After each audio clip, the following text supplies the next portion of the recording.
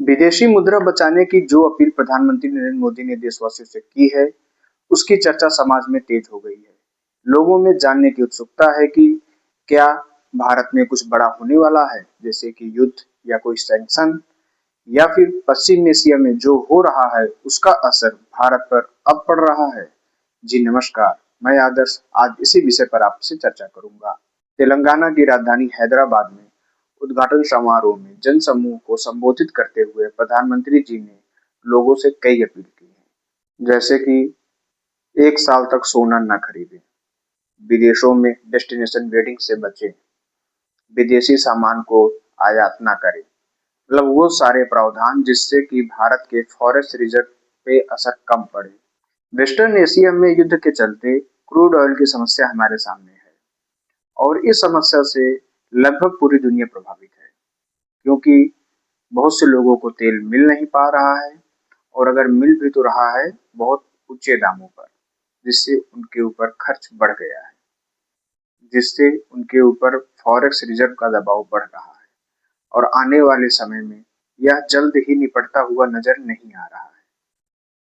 पिछले 2 महीने में इसका असर भारत पर उतना नहीं दिखा जितना कि संभावित था। इसके 2 कारण मुझे समझ में आते हैं। पहला, भारत और ईरान का संबंध, जिसके कारण भारत को समय समय पर तेल मिलता रहा।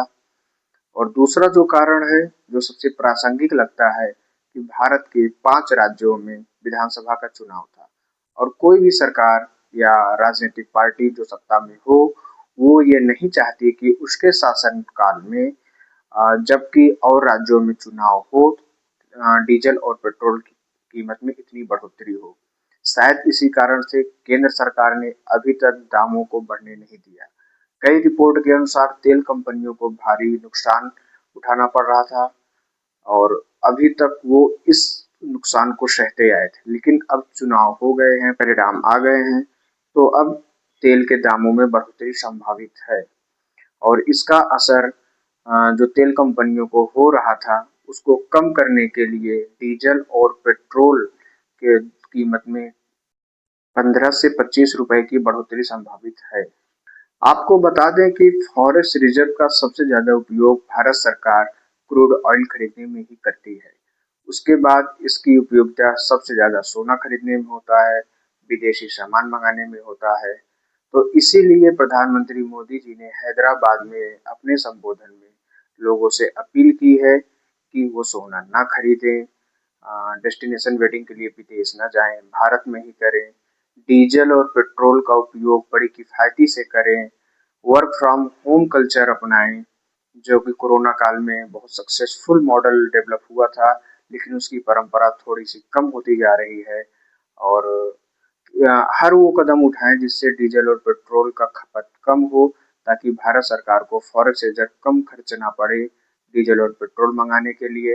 कार से जा रहे हैं तो कार पूलिंग का ऑप्शन भी उन्होंने जिक्र किया है कि एक कार में 4 लोग जाएं, 4 लोग अलग अलग कार लेके ना जाएं।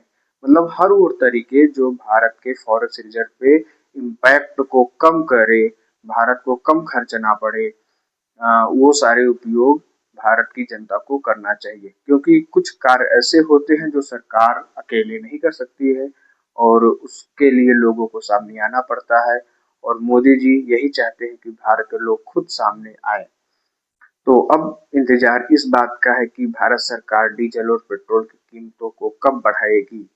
अगर 15 से 25 रुपए बढ़ने की संभावना जताई जा रही है मार्केट में, तो क्या ये एक साथ इतना बढ़ोतरी होगा या 5-5 रुपए करके 2-3 बार में होगा, यह देखना होगा। लेकिन कीमत तो बढ़ना तय है।